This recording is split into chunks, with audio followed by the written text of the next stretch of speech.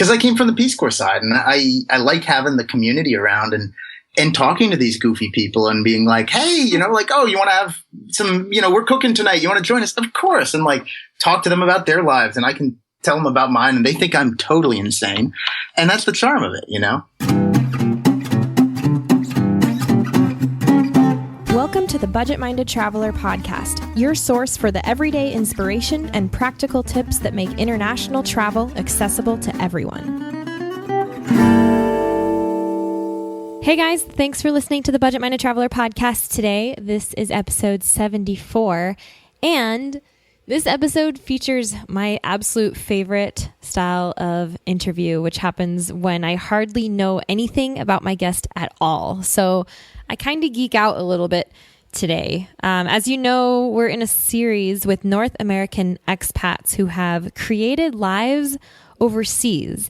And I actually didn't know who I was going to interview for this last episode in the series until a friend of mine told me about David Smith, who started as a Peace Corps volunteer and now runs his own restaurant, among other small businesses, in Moldova, of all places. If you right now can point out where Moldova is on a map, you get a gold star, because who even talks about Moldova, right? So I was obviously intrigued by the idea of talking to someone who lives in Moldova. So I reached out to David, and he was gracious enough to take time out of his busy restaurant owner schedule to share his story with us today. We're going to talk about Peace Corps, business ownership in an economically depressed country, the opportunity that is small business worldwide, and we might also spend some time chatting about craft beer. Focus beers, of course. But first, I have two quick announcements. Good things are happening at BMT headquarters. First of all, we have been nominated for top 10 best budget travel blogs by, drumroll, USA Today. This is a reader's choice contest. So if you want to do your part to support the Budget-Minded Traveler and make sure that we get a spot, make sure that we can keep our spot in that top 10, you can vote every day for the month of August. Just go to thebudgetmindedtraveler.com/USA Today, and that will take you straight to the voting page. You don't have to sign up or give your email or anything. You just click vote. And remember, you can do it every day this August 2016. And there are 20 blogs that are going to be vying for the top 10 spots. So let's make sure we get one. You guys are the best. Thank you so much for your support. Also, I am considering making some improvements to the podcast, and I would really love your opinion since I'm trying to bring you content that you want to listen to. So I have a short survey that I put together, and you can find it easily at thebudgetmindedtraveler.com/survey. If you have a couple minutes, please go weigh in and let's make this show better together, because I can't do it without you. So thank you so much if you do decide to do that. And all right, let's get to it. It's my pleasure to introduce David and give you guys a little glimpse into life in Moldova as an expat. So here we go. David Smith, thank you so much for coming on the show today. I have to start with, where are you? Where are you right now in the world?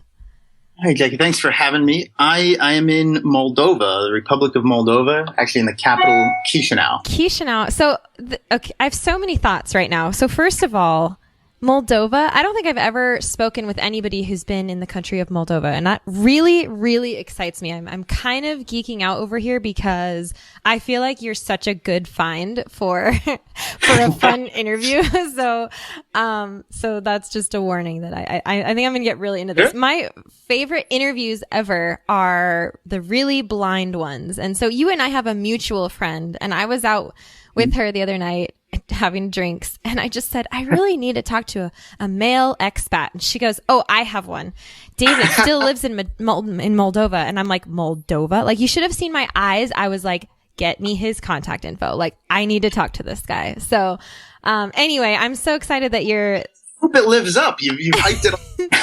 No, okay. So have you ever... This is a question for you. Have you ever read, what's it called? The Geography of Bliss? Oh, shoot. Did I just lose you? Connection seemed to be okay, but... Yeah, I think that was my internet that just went out, and here I'm like in Montana and you're in Moldova and your internet's probably better than mine. We have, what is it, second or third best in the world right now. Are you serious? Yeah, we got wow. Absolutely 3G blankets like 99.9% of the country, and I got I think 100 megabytes up down right here for like $10 a month. So wow, pretty good. You know, that's interesting because as a digital nomad, you know, air quotes, digital nomad, like I think that people really underestimate Wi-Fi around the world and expect more. And I mean, it's been a nightmare. It's seriously something you have to think about if you're going to work, you know, from your laptop like I do. Right. But, you know, I kind of expect to have it here in Montana. Right. We're kind of in the woods up here. Sorry about that. So anyway, I did not hear you at all once I started asking that question. So I'm just going to ask it again. Go ahead. I'll just continue. So have you ever read the book, The Geography of Bliss? So no, I haven't. I've heard of it and it's been recommended to me, but I've never read it. I bet that it's been recommended to you because of the chapter on Moldova. Because it's a great book. Anyway, for the listeners out there too, The Geography of Bliss. It's really fun. It's this guy who's like on a search for the happiest country in the world, like the happiest people, basically. And so he's like studying. What? I'm sorry. I know where this is going now. Yeah, exactly. So he's like studying the people in all these different places, in all these different countries across the world. And so each chapter is a different country. It's fascinating. It's such a fun read. But anyway, he goes to Moldova because it's like ranked horribly on the happiness scale. Right. I actually think National Geographic put it as number one saddest in the world, saddest country. That's so sad. But that's why he went there to study it, you know, and he wrote a really great, you know, chapter on it. I mean, every one of these chapters, it's like you feel like you've been there, you know, even if you haven't. And so I kind of have that. But it also gives me an image of what Moldova is. And I'm hoping that this will kind of break that, you know. I want to hear your story. I want to hear your side because obviously you like it or you wouldn't still be there. Right, exactly. Like it's not totally fair, but anybody who's been to Eastern Europe can kind of see where that comes from to an outsider for sure. Mm-hmm. Yeah. So anyway, long kind of start there, but I do, before we kind of get into the good stuff in Moldova and all of that, I would love to know why you're even there. Like what happened? Where did you come from? And what made you decide to go there? Let's start with that. So I warn you, any given question I can talk a little too long on. It's okay. We like stories. Yeah, well, I'll try to keep a short version, but basically, you know, I'm from Virginia, right outside DC. And I went to school in the U.S. in Atlanta, Georgia for electrical engineering. But when I graduated, you know, with kind of a focus on satellite technology, which I love and is really fun, I had wandering feet and I wanted to get out in the world. And I didn't quite know what to do. But when I was at a career fair, actually, at Georgia Tech, I was waiting to talk to the FBI, actually, but they had a really long line. I was kind of casting about to see something to do with my time while it died down. And I saw this lonely guy at a Peace Corps booth. I just went over to say hi and see what, you know, why nobody else wanted to talk to him, actually. Mm-hmm. And then, you know, through one thing or the other, I kind of got hooked on the idea. And so after a while, I started realizing I was kind of turning down other jobs and plans to see where Peace Corps sent me. And the kind of punchline is this is not the answer, Moldova. They sent me to Kazakhstan, actually, as an English teacher. And I was there for 9 months before Peace Corps evacuated from Kazakhstan. Oh. And then that's a whole different can of worms, a little too big for any one short interview. But basically, we left and they asked me like if I wanted to go back and if so, where. And anybody kind of familiar with the former Soviet world knows that during especially Stalin's era, you had a ton of mixing of people. So you had, especially towards Siberia and Kazakhstan, the gulags were there. And so I knew a number of people from Moldova. My doctor for Peace Corps, my doctor was Moldovan. My manager in Peace Corps was Moldovan. And they grew up their whole lives in Kazakhstan, but their family was from here, and they talked about it well. They said people are really nice, really friendly. The wine is delicious. Everyone loves wine. And I wanted to keep learning Russian, and so I said, well, okay, Moldova sounds good. So I came here 4 years ago with the Peace Corps. Okay. Yeah, and so the convoluted story is that's how I got here. 4 years ago, last month, I guess, I arrived here with the Peace Corps to be a community development volunteer. Community development volunteer. So what sort of work did you do? And were you in the capital then too? Okay, so two good questions. The first, I'll say with the capital, no. Most volunteers worldwide, but Moldova as well, serve in smaller communities. And community development, it's a very kind of broad focus. Our volunteers tended to work with either small NGOs on kind of the service delivery side for different things, or with local governments in very small towns, kind of share the mayor's office and help him, oh, the ducks have escaped, come get, so we'll hop in the car and go over there. Like very small town, mayoral stuff. So I was with actually a children's center for say homeless children, street children. It was a little more complicated, but that was a portion of my time, and then did a bunch of other side projects, a whole bunch of areas, some of it business development. But I actually lived in Belts, which is another city, but a smaller city in the country. Okay. And then, so did you do a full term there, which it would be 2 years? Or were you, since you were already 9 months in, did that matter?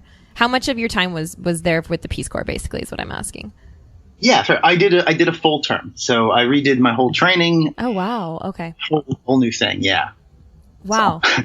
Did you like it right off the bat? Like, did you like it there? You had just come from Kazakhstan, right? And yeah.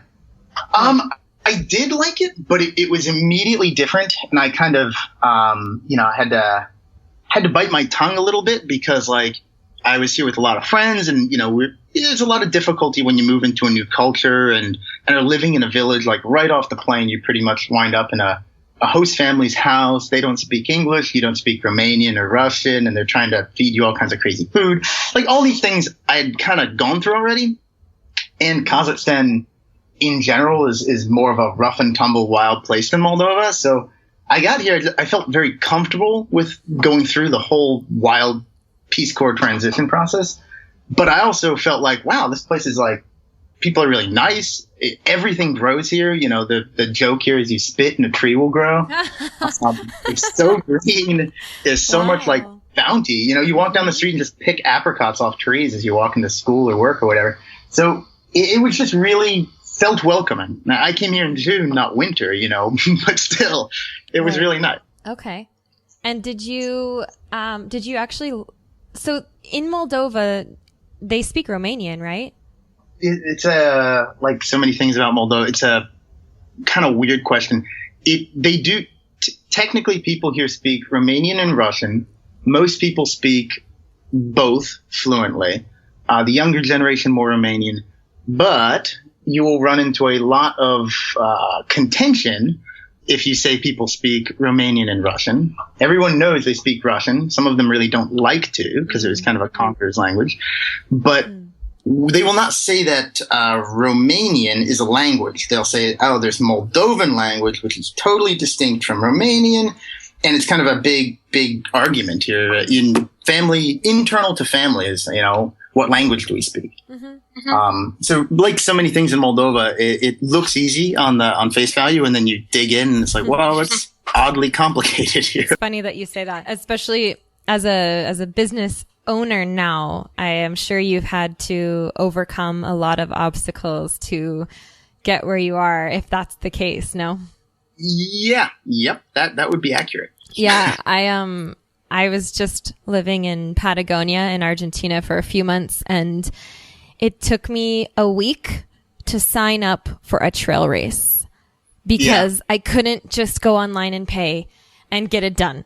There were literally 8 steps, and it included going out and conversation with other people. And it was ridiculous. to be able to just sign up and pay like didn't exist. And so there are things that we have in the United States that are just so easy in comparison to places like this. I can imagine that it's kind of like that, maybe worse. It absolutely is. And it, I mean, I think you're saying things we have in the US, you're hitting the point that I wouldn't say take it for granted, but in a way, like we take for granted that people try to keep the processes as easy as they can. And here, a lot of times they intentionally make them longer and more confusing because it benefits somebody along the way, and you'll never really know who. So no, it's definitely very tedious to get anything done. I have numerous stories on that front. I could go all day, but like kind of crazy stuff from a business standpoint, especially. Yeah, I bet. So at the end of your 2-year term then, in Moldova, what did you stay, or did you leave, and go back and visit, or did you just stay right away? How did you make that decision?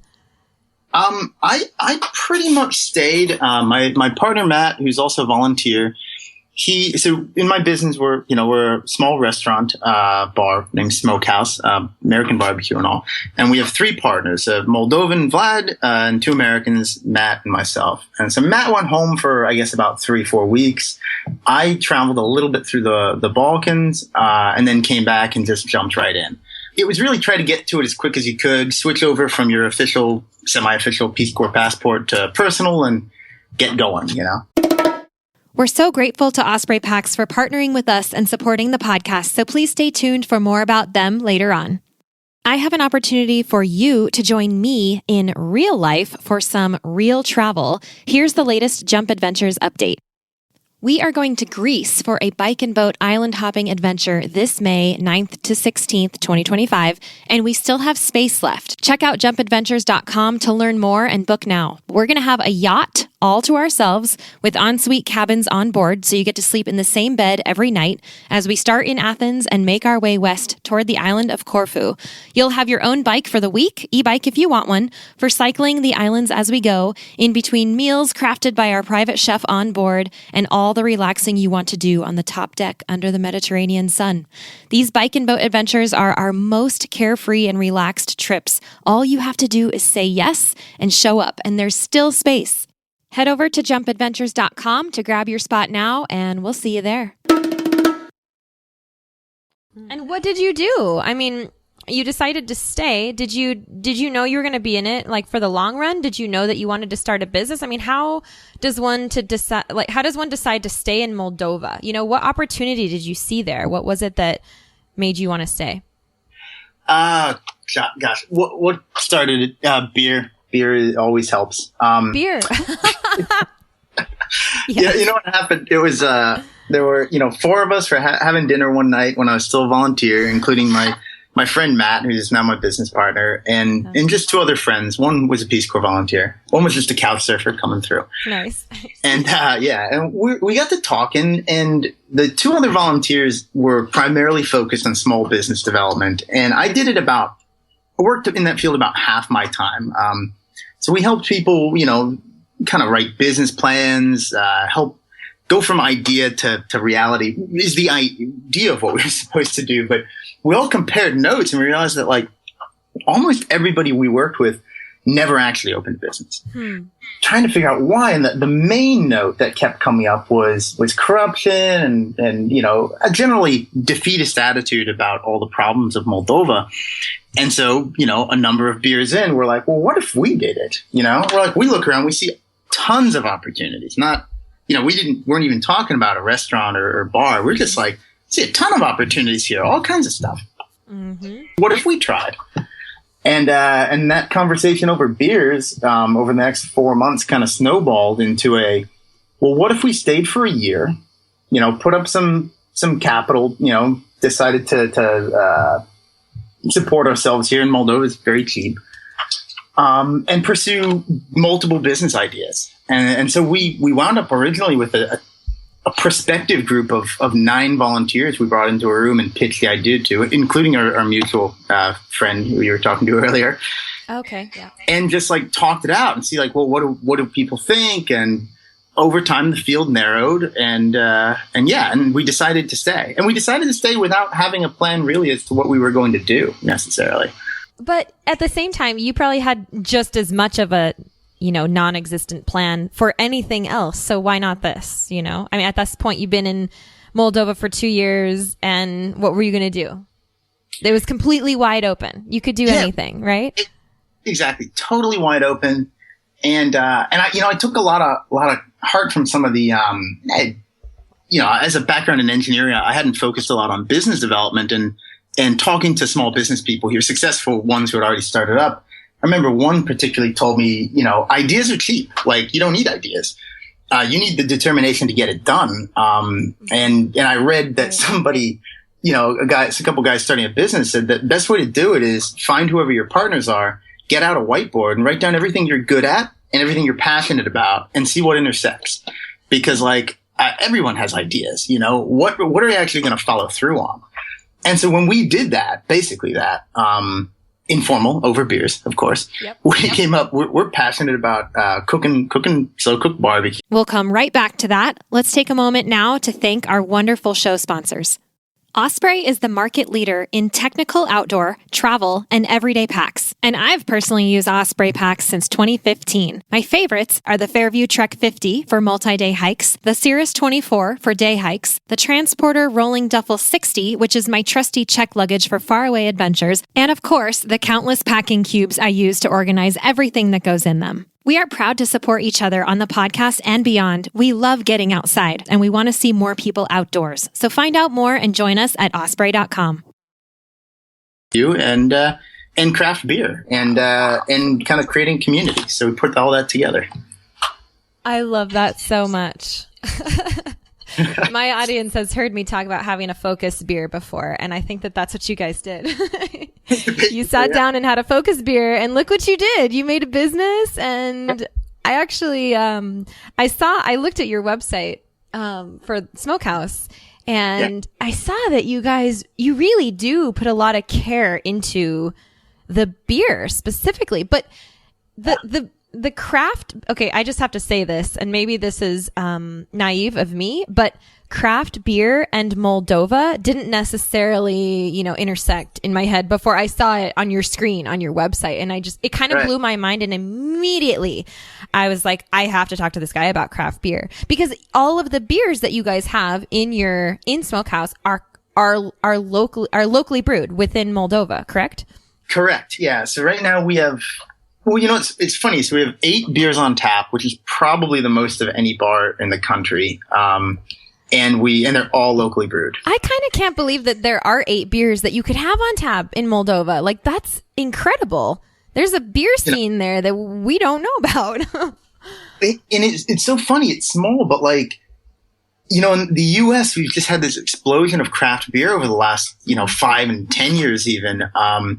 And I think a lot of people don't realize that it's pushed across Europe, but in unexpected places. Poland is really hopping on craft beer, where Germany's not as much, and so it hops up weird places. In Moldova, I never thought I'd have a craft beer bar. I'll say that. The first brewery opened when we opened. Wow. Oh my God, you've got a pale ale, promote, let's be friends. Yeah, right. What other kind of beers do they have? What are they brewing? Well, so we've got the main craft brewery in town is called Litra, not Liter. It's actually the guy's name, Sergei Litra. And he makes right now an American pale ale, an Irish stout, a Weiss beer, Hefeweizen, the session IPA, and then occasionally they rotate in other beers, seasonals or kind of collaboration brews. We did a collaboration brew of a pumpkin ale last October, September, which was awesome. I spent 13 hours grilling pumpkin, which I'm not sure I want to do again, but the beer was really good. Wow. Yeah. And so that's fun. And then we have a couple kind of larger, medium-sized breweries here that are trying to now, produce some more craft variants. So they're chasing this movement. And then we've got in Moldova about 11 what they call them, I guess, provincial breweries, but they've been around for years making something kind of in a little town. And one guy at a place called Elvis. And when you say it, they're like, "Oh, not that Elvis." I'm like, "Not what other Elvis?" Okay. It's an acronym from the guy's family member's name. I mean, like, God, Moldova. But he's making some wacky stuff, and we got a black IPA now. Nailed it. That's my favorite, black IPA. It's real good. Now I really need to come over there and have a beer and some barbecue. It's Moldova. It's on my way to anywhere, right? I can just stop by. You're right everywhere and nowhere at the same time. Yeah, it is. Yeah. It's like right in the middle of everywhere and nowhere. You're right. That's funny. Right. It's like you're in the middle, but at the same time, it's not the easiest to get in and out of unless you kind of intend to be here, you know? But, this beer is that beer scene sounds like good news for you guys. That sounds like very good news. And how's the business going? I mean, your website looks cool. You have events and you have all sorts of things going on. It looks like you guys do a pretty good job with the social media. Like you just kind of know what you're doing. And so how's it going? How long have you had it open? So we passed our 1 year mark last month, which was really exciting. Yeah, happy anniversary. Thank you. Yeah, had a big old party, and it's going pretty well. We basically, first of all, in the restaurant business in general, it takes some time to kind of fit into your market and figure it out. Mm-hmm. For us, one interesting thing has been that like we started off with a lot of assumptions, kind of made in America. How do you do things? Mm-hmm. And a ton of those are the bedrock of our business, just customer service, community atmosphere, But others as to like how you run the business were much more startling. Like in the US, you don't usually make a lot of money on food. You make all your money on drinks. And here we were looking at it, and after a while, we're like, none of this makes sense. And then we realized, Moldovan businesses are the opposite. They're selling drinks really, really low margin and food higher. And so we've just had a lot of learning, and we've had a lot of good kind of friends and mentors along the way. We've also figured a lot out for ourselves, often through trial and error. So it's been a very interesting year. It's the shortest answer to that. Yeah, I bet. And I bet that's an understatement as well. There's such a learning curve on these things. But you're also, you can take the kind of the foundation, what you know and what you've learned and what you've experienced, from small business in the United States, and apply it. But you're still in a different, there's different hoops to jump through. You're in a completely foreign language is another thing. I mean, there's so many challenges that you face that just don't apply here. And so I can imagine that it would be extremely tough. And it makes me, I'm really excited. I'm really excited to see that this is what you have done. This is what you're doing. And that the Peace Corps experience led to this. I mean, how many people are you bringing smiles to every day because of your beer and barbecue there in Chișinău? It's so cool. Oh yeah, it is. It's been a lot of fun. I can only say it's been a lot of fun. Yeah, I bet. So what does your day-to-day life look like there? Like, where do you live, and what is your life like? I mean, we've learned a lot about your business, but what do you do for fun, and what is that like? Well, yeah. I mean, the thing is, when you're like a small business owner, but especially a small business that has, not round the clock hours, but pretty late hours and early hours, your day to day doesn't really have full pattern so much. Like, you never really know. You live at your restaurant. I used to say that, and I've been spending the last summer really trying to take my life back a little. So I live nearby. I can walk to work. I live in a kind of goofy townhouse that probably was once on its own lot, but is now in this like cobbled together with these other houses. And we have a courtyard driveway where all these families like hang out. And so it's actually really cool. I've got a lot of wacky neighbors. Oh God, so many weird ideas and stuff. But like in there, like, why are there two Americans here or whatever? But that's the charm of Moldova. Like, I wouldn't want to live in a kind of sterile gated community type of thing, like a lot of expats do here, because I came from the Peace Corps side, and I like having the community around and talking to these goofy people and being like, hey, like, oh, you want to have some, we're cooking tonight. You want to join us? Of course. And like talk to them about their lives, and I can tell them about mine, and they think I'm totally insane. And that's the charm of it, we have to kind of experience each other's world. but between that and then coming to work and then, I think early on you said restaurant life is putting out fires all the time. The ice machine's broken, not literal fires, but like, hopefully, knock on wood, but it's just kind of a no 2 days are the same kind of existence, Yeah. I got to get out periodically. I get out of the city and visit my old host family from Peace Corps or travel a little in the region. But in general, it's fulfilling if crazy and stressful. It's fulfilling, Yeah. Did you, when you started, or maybe now is it, forget when you started, but now, do you see a plan for this? Like, do you have any kind of idea about whether you'll stay or go? Or, are you happy staying there, and are you going to keep running this thing on your own? I mean, with your partners? So good question. Right from the start, when we didn't really have, an exact business concept, we more envisioned ourselves here as entrepreneurs than like restaurateurs. We looked at each other and we're like, what is our combined experience here? And my friend Matt's like, well, I worked for 2 weeks at Taco Bell in high school. Like that's about it. And so we learned the business, and we each do different things, with different levels of passion and enjoyment in it. But like also while this is my day to day, we're also developing other businesses. Yeah. And so we're actually working right now on a wine bar, tasting room, which is going to be, I think, really cool for a really big wine producing country. There aren't many options for travelers to come in and try kind of smaller production wines. So we're working on that.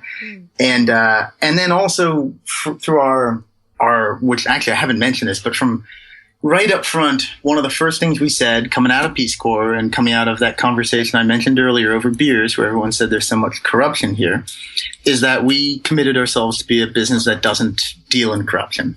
We don't pay bribes, don't take bribes, we pay our taxes, da-da-da. Mm-hmm. And that's harder than it sounds. And so we ended up forming a small business alliance here, which now I'm occupying my time in that as well, which is really fun. But we've got together small businesses from foreign ownership, Moldovan ownership, trying to talk about how things can be better in Moldova. And things are pretty tough here now in a whole bunch of ways. But we've got an optimistic view of the country, an optimistic view of what is possible here. Yeah, I don't know where I'll be in I guess 12 months here in Moldova, running Smokehouse, but like what types of businesses I'll be involved in. But I'm fairly confident, let's say hopeful here, that I'll be working in Moldova on business development in the near mid future. Where that leads me after that, we'll see. This is not my rest of my life in Moldova by any means. Right. Okay. But I do love it here and I see a lot of opportunity, which I'd like to be part of.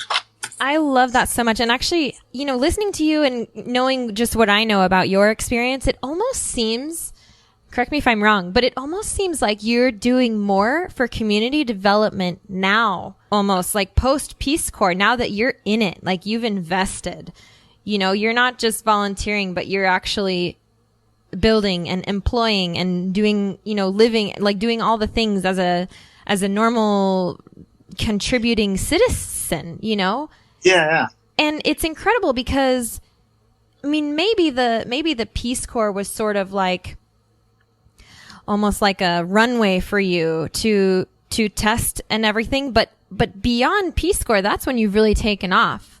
And what an opportunity this could be for other people with a skill set and a massive determination, because we know that that's what it takes.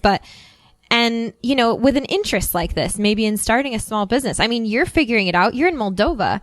And right. So this opportunity abounds. Anyone could really, all you need is a determination, maybe a good business partner, a place and an opportunity, and you can make something like this work. This is, your story is really inspiring, actually, I think. Thank you. Yeah. You totally can.